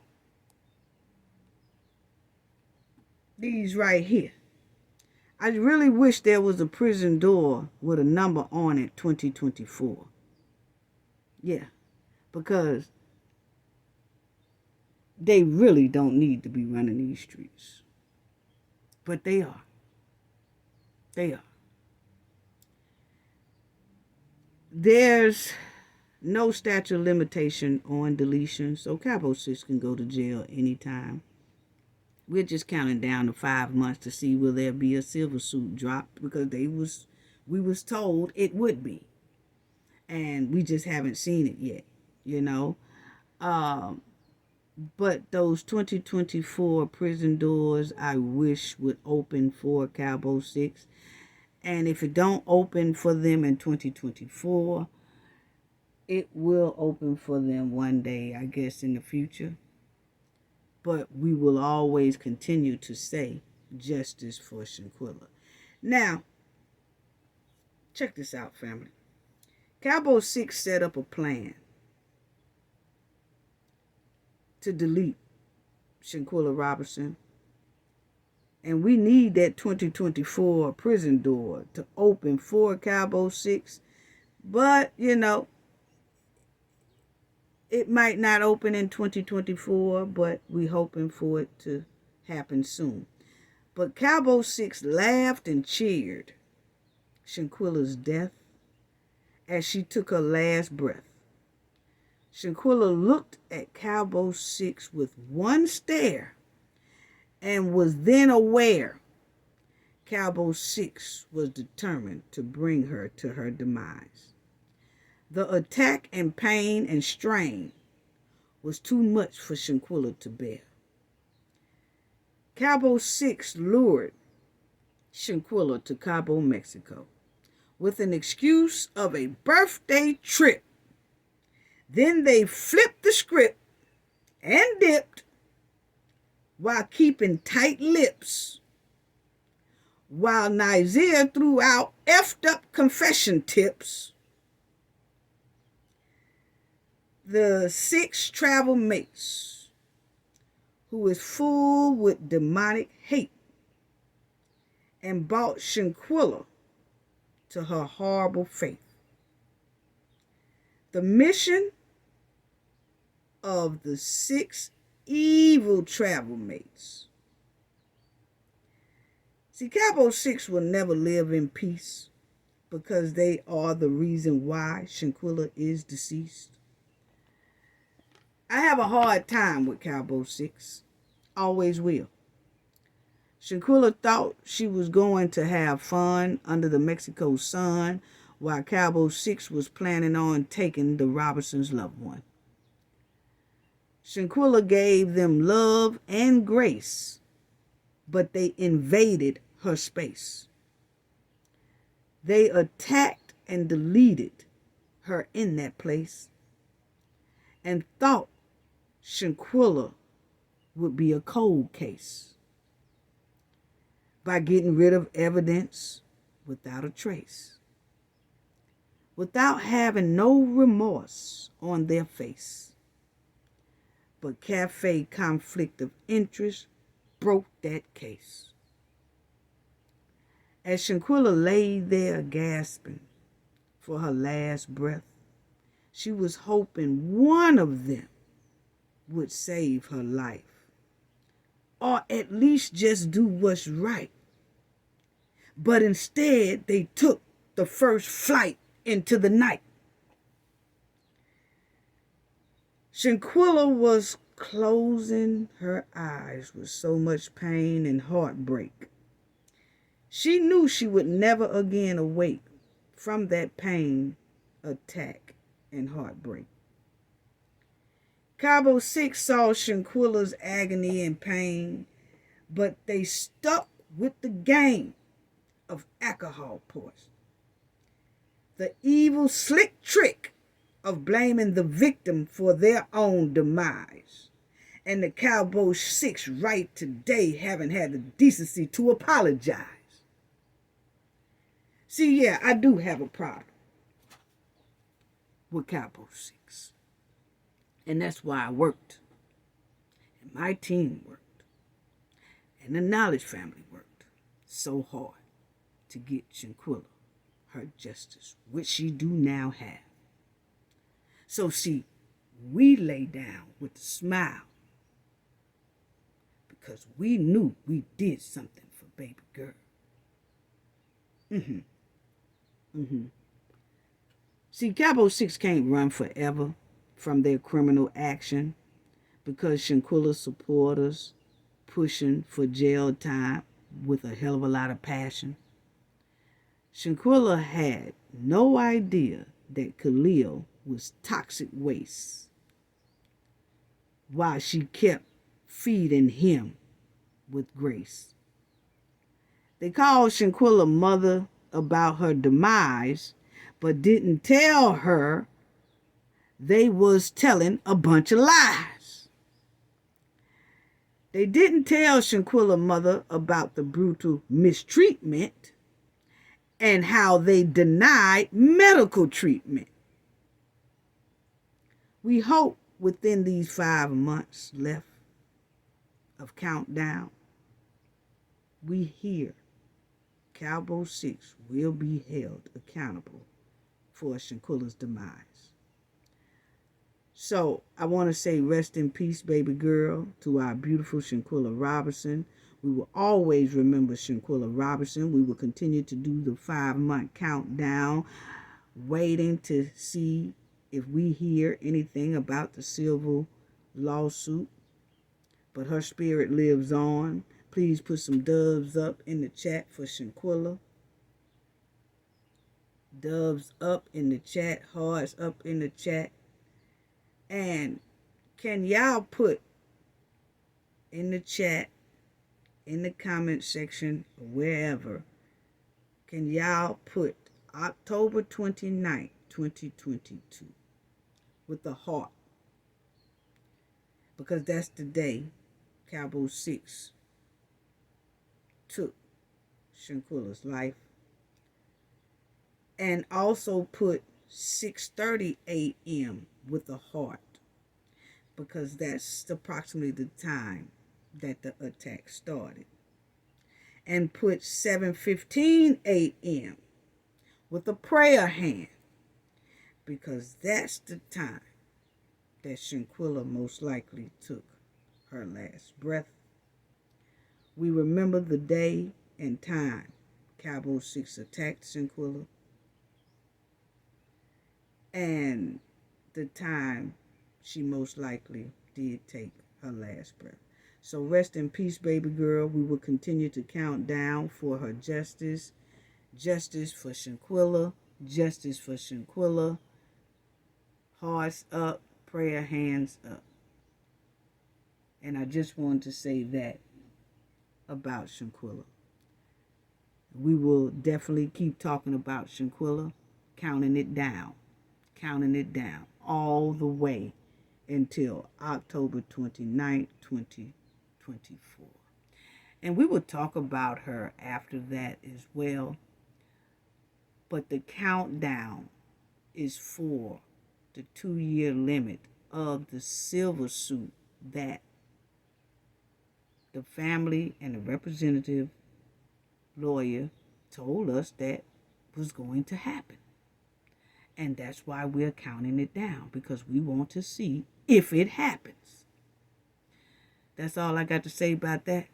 Gain knowledge to prevent blockage. And we all know what that means. The more you know, the harder it is for anybody to block y'all from your goals and success. Bye-bye.